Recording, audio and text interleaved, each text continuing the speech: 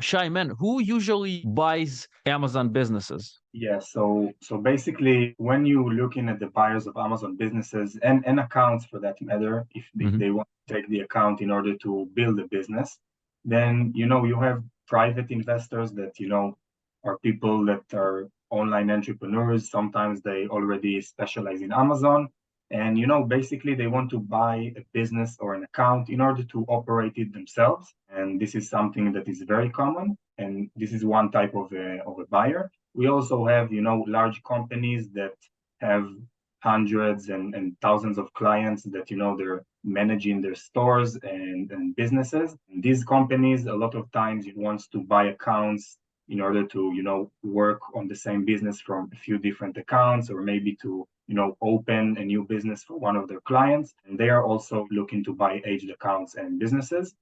We also have, very large aggregators that I mentioned before, that are a company that is designed for the purpose of buying digital assets and making them better and worth more in order to exit. And these aggregators are very focused on Amazon businesses, and they're looking to buy them for all the advantages that we mentioned before. And we also have what we call passive investors that doesn't know anything about selling on Amazon, and they're basically buying the business in order to give it to a company or a person who would manage them Mm. from to Z. They don't know anything about Amazon. They just want to cut the process short and save time and money. So they buy something that is already working and has a history. Yeah, so this is pretty much the type of companies and people that buy accounts and businesses.